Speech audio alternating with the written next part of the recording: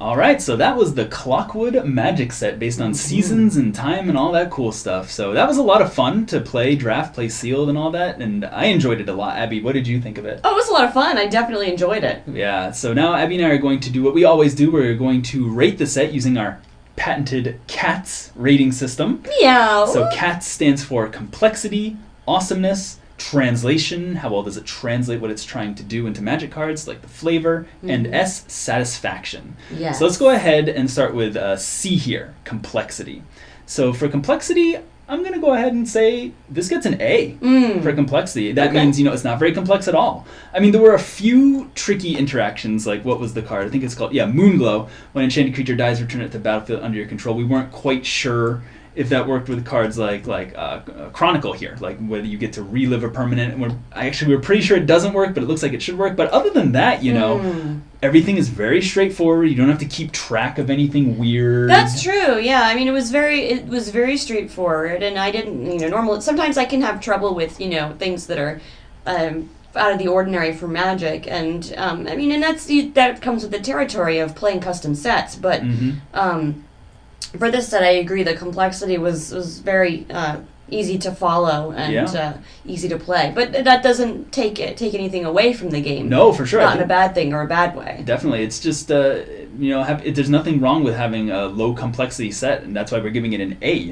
Exactly. So, and I think, you could easily, I think this set is something you could easily play with friends who are, maybe not if they're just starting out on Magic, but if they've drafted once or twice before, I think they'd be perfectly fine playing something like this. So yeah, great stuff here. So love the complexity. Next, we'll go into A for awesomeness. So awesomeness, I started a lot higher on this when we initially went on the set, but as we play with it more and more, I think I'm going to have to give it a final grade of a C. Oh, why? And that, that sounds a little harsh, but here, let me explain. And the reason for it is because honestly, having really gone through the set and seen a lot of the stuff that it has, especially at common and uncommon, there's not a ton that's new or innovative. Right. Here. I mean, a ton of the mechanics, like Populate, Gravestorm, Snow Mana, and Snow Permanents and stuff, they're all returning from previous Magic sets. We've seen all these before. I mean, Snowfall is a nice kind of new take on snow, and the things that make pumpkins, like, Wisp Tyrant here that make the Jack-o'-lantern tokens. Those are cool, but they're very similar to the Eldrazi Spawn tokens, so they're not, like, super new or anything. Yeah, I can see that, but... And, but again, I like all of them. I think there's a lot of cool cards in the set.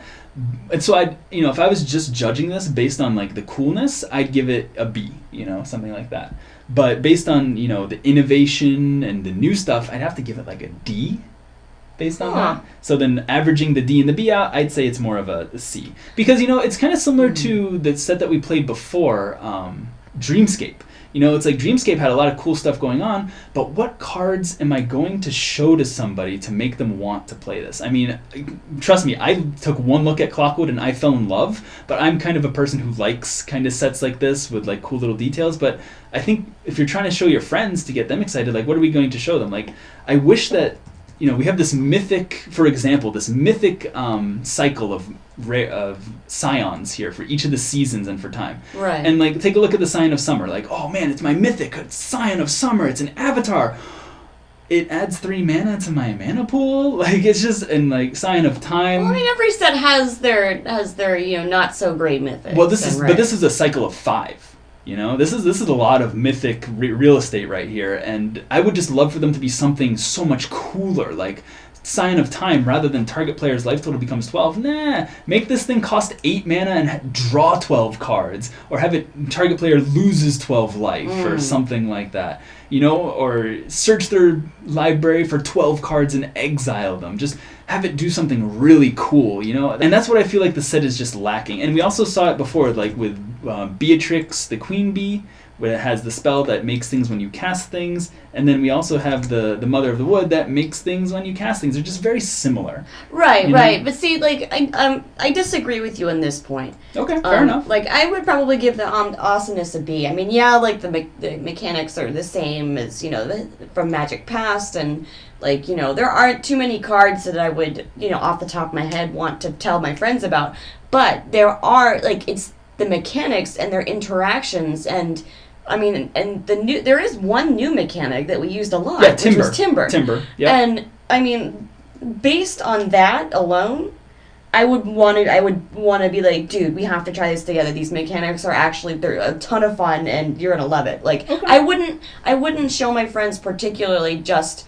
like, like this card's great and this card is great. I would go for more like, the mechanics are fun, super super fun. Why don't we sit down and play some of this? And again, this is a set that, in my opinion, makes for some great kitchen table magic. Yeah, I agree with you completely. I just would rate it a little bit lower, in my opinion, because I wish that some of the rares were as great as some of the commons and uncommons are. But again, you're free to disagree. You guys watching this are free to disagree. Let us know what you think. All right, so we'll move on to the next one. T, translation. How well does this translate seasons and time to Magic? I got to give this an A here. Yeah, I agree with you there. This is where the awesomeness of the set really comes. I mean, 4 out of 5 of the mechanics, Populate, Gravestorm, Snow, and Relive, are just the perfect time and season flavor. I mean, Timber for summer is whatever, it's fine, but it's hot, man. It's such a cool mechanic that I don't really care anyway. It worked out much better than I thought it would on first look, so great stuff there. And just, again, I think we've talked about these cards before, but there's some great individual designs here, just like Overpopulate, love that card a ton.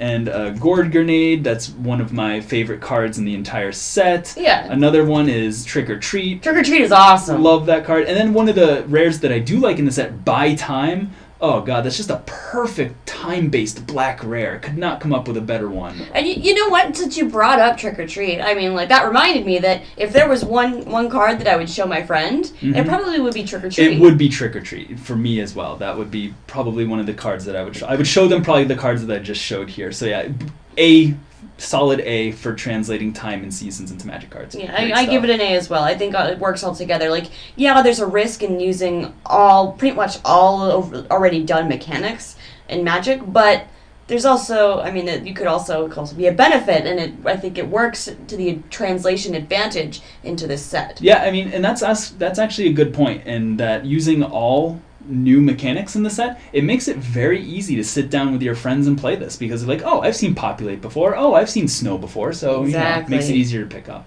I just would have liked one new twist or something, but anyway, moving on. Timber was a new twist. Anyway, moving on beyond that.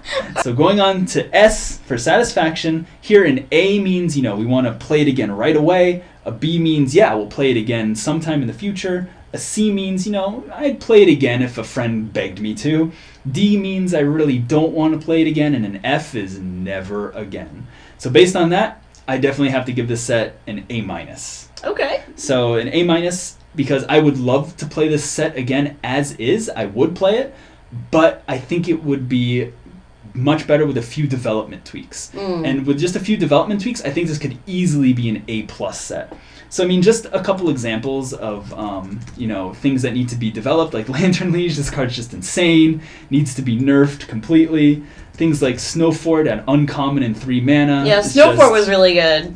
And then, of course, we have Wonder Rabbit. Yes! One of the most broken rares I've ever seen in my life. What? Wonder Rabbit's so good. It just makes 1/1s. Oh yeah, just makes 1/1s every turn for free exponentially. Well, yeah, I mean, it needs a cost or a restriction or something. One Pyroclasm and they're all dead. Yeah, but there is no Pyroclasm. So, and then things like Garden Golem right here, which is just, you should probably put the land in your hand, or it should cost 4 mana or something.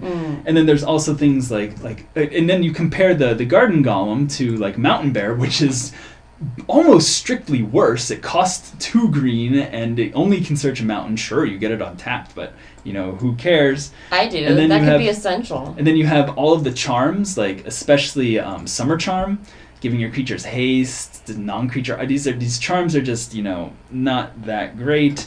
And then you have the modal things. The modal spells, like Frighten, we constantly just wanted to cast this to use both. So these modal spells, the hybrid modal spells, they just definitely need to have an extra generic mana thrown onto them, so that way you can do both. And also, I think there just needs to be a bit more common removal in white and green. I mean, Gellied Shackles is fine, but you're kind of restricted unless you're playing Snow.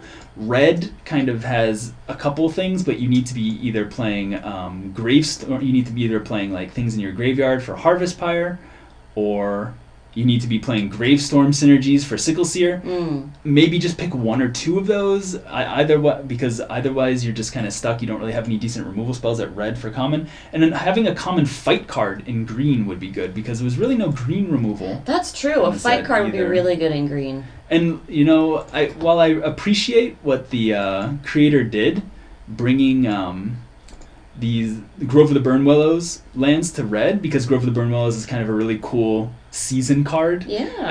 I don't think they work really well with the rest of the set. I would much rather have fetch lands, because fetch lands would work so well with Timber, because you put a land into your graveyard. I think that'd just be really cool. Maybe the creator could come up with a nice little twist on fetch lands. Maybe the creator tried fetch lands and they were too broken. Maybe. That's very true. Could be. But, I just don't see, aside from just the flavor of this one card, I just don't really see what the others are doing here. And I feel like it's a slots that could be done with something a little bit cooler. Okay. But anyway, that's just a small sampling. If you've watched the videos, we obviously had a bunch more comments on other things that could possibly be that could be developmented to make them a bit more playable and fun. So once those things are taken care of, I think this would easily go from an A- to an A+ set, something that I would enjoy drafting all the time. Because even as the set is, I feel like we've only really touched the tip of the iceberg here. I think there's a lot of cool synergies. I agree. We barely touched Gravestorm and Relive and Snowfall, and there's just so many cool synergies that I want to draft around and see how good they are. So, very cool set. Highly recommend playing it if you're at all interested in anything you've seen here. Link is in the description. And be sure to let us know what you think of the set. And, as always, let us know if you have any sets that you want us to play and test and rate next, because we're always on the lookout for new complete Magic sets so that we can take them for a spin. Exactly. So yeah, we'll see you next time on MTG Meow. Meow!